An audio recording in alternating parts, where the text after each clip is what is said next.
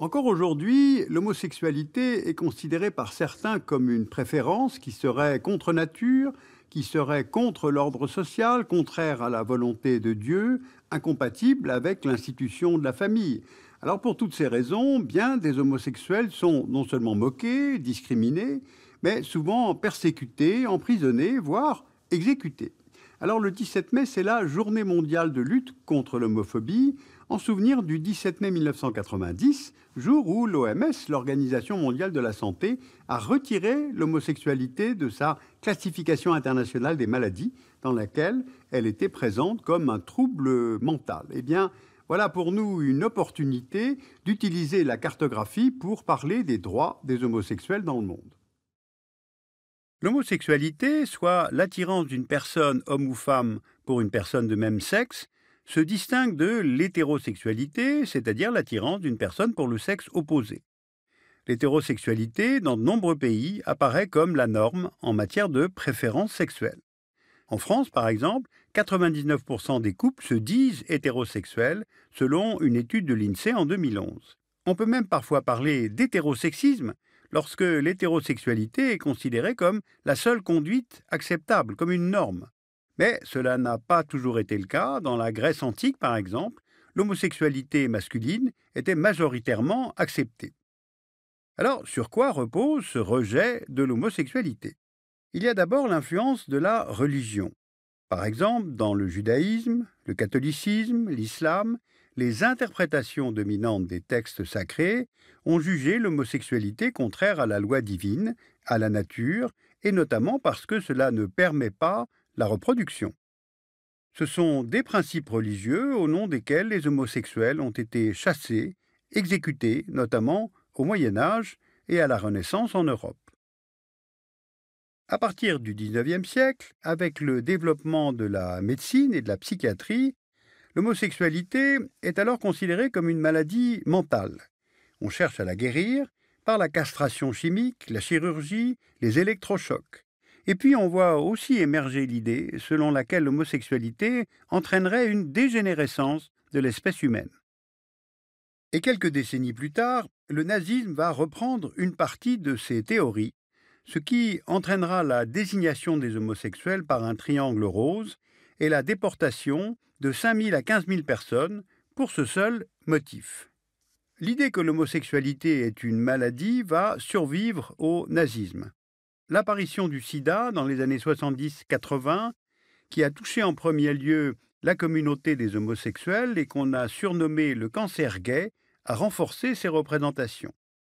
Et ce rejet de l'homosexualité, dont nous venons de vous présenter quelques aspects, a contribué à l'adoption de lois anti-homosexuelles dans de nombreux pays. Eh bien, où en est-on aujourd'hui? En 2016, l'homosexualité était passible de la peine de mort dans 8 États, ainsi que dans certaines régions du Nigeria, de la Somalie et celles contrôlées par l'État islamique en Syrie et en Irak. Dans tous ces territoires, elle est appliquée au nom de la loi islamique, bien qu'il s'agisse, je le rappelle, simplement d'une interprétation. Il y a ensuite les pays où les homosexuels encourent des amendes ou des peines de prison, pouvant aller jusqu'à la prison à vie, comme par exemple au Sierra Leone. Aujourd'hui encore, 76 États interdisent l'homosexualité sur tout leur territoire, et cela concerne donc, au final, 3 milliards de personnes dans le monde.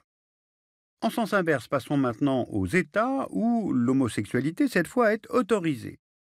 Il y a des pays qui n'ont pas de loi spécifique et où l'homosexualité de fait est autorisée. Il y a aussi les pays qui reconnaissent les unions homosexuelles avec un cadre légal inférieur ou équivalent au mariage. Il y a ceux qui ont ouvert le mariage aux homosexuels. Et enfin, certains qui ont autorisé l'adoption conjointe aux couples homosexuels sur la totalité du territoire. Alors reprenons notre carte car elle nous indique qu'une grande variété de législations concerne l'homosexualité, que l'homosexualité est autorisée sur l'intégralité du territoire de 120 États, donc une majorité, même si un grand nombre de pays pénalisent encore l'homosexualité. Alors malgré tout, il y a eu d'importantes avancées ces dernières décennies. En 1990, 77 États avaient autorisé l'homosexualité. Aujourd'hui, ils sont 120. soit une quarantaine d'États supplémentaires, comme l'Albanie par exemple en 1995, qui a légalisé l'homosexualité afin de pouvoir rentrer dans le Conseil de l'Europe. En ce qui concerne le mariage, en 1990, aucun pays ne l'avait ouvert aux homosexuels. Et aujourd'hui, ils sont 17 à l'avoir légalisé sur tout le territoire, dont les États-Unis, où en 2015, la Cour suprême a estimé que le mariage homosexuel ne pouvait être interdit, obligeant ainsi tous les États fédérés américains à le reconnaître. Enfin, il est important de rappeler que le sentiment religieux n'est pas nécessairement un frein à la reconnaissance des droits des homosexuels. L'Argentine, dont plus de 80% des habitants est catholique, a été le premier pays d'Amérique latine à ouvrir le mariage aux homosexuels en 2010. Et selon une étude du Pew Research Center réalisée en 2013, plus de 70% de la population argentine estime que l'homosexualité devrait être acceptée par la société. Mais depuis 1990, on a également observé des reculs. 4 pays ont adopté des lois interdisant la promotion de l'homosexualité: la Russie, la Lituanie, l'Algérie, le Nigeria. Alors justement, au Nigeria, en 2014, le président de l'époque, Goodluck Jonathan, a fait adopter une loi punissant de 10 ans de prison le fait d'afficher son homosexualité, mais cela simplement pour regagner l'opinion publique en période préélectorale. Et selon le Pew Research Center, 98% de la population pense que la société ne devrait pas accepter l'homosexualité. Alors face à ces discriminations et aux violences, les homosexuels sont parfois contraints de fuir leur pays. Aujourd'hui, le Haut Commissariat aux réfugiés de l'ONU reconnaît que les homosexuels persécutés dans leur pays peuvent être considérés comme des réfugiés. La législation d'un pays illustre souvent la position de la majorité de la population sur l'homosexualité, mais pas toujours. En Afrique du Sud, le mariage et l'adoption ont été autorisés pour les homosexuels, alors que 61% de la population pense que l'homosexualité ne devrait pas être acceptée par la société. D'ailleurs, les agressions à l'égard des homosexuels sont courantes dans ce pays. Donc, au-delà des législations, il faut également prendre en compte l'attitude de la société à l'égard des homosexuels, qui sont victimes de discrimination, et ce, y compris dans les pays où leurs droits sont reconnus. Cela passe par des insultes, du harcèlement, le rejet des cercles sociaux, familiaux ou travail, école, et enfin des violences physiques comme les enlèvements, des assassinats, la torture ou même des viols dits de correction pour les femmes. Un tel rejet de la société peut conduire les homosexuels à l'isolement, la pauvreté et même le suicide. Selon plusieurs études, le taux de suicide est beaucoup plus important chez les homosexuels que chez les hétérosexuels. En France, le nombre de témoignages de victimes reçus par l'association SOS Homophobie est en augmentation depuis les années 2000, avec un pic pour l'année 2013, année qui est celle de l'adoption de la loi ouvrant le mariage aux homosexuels. L'intense débat autour de cette loi, les manifestations contre le mariage, l'anonymat d'Internet ont libéré à la fois la parole homophobe et celle des victimes. Alors face aux manifestations d'homophobie, de nombreux homosexuels se dirigent vers les grandes métropoles, où il est plus facile de vivre sa sexualité dans l'anonymat ou de rejoindre une communauté homosexuelle implantée dans un quartier dont vous voyez les principaux sur la carte du monde. Ils se trouvent quasiment tous au nord de l'Équateur. Parmi les plus connus, il y a le Castro à San Francisco, Greenwich Village à New York, le Village à Montréal, le Marais à Paris, Nichome à Tokyo.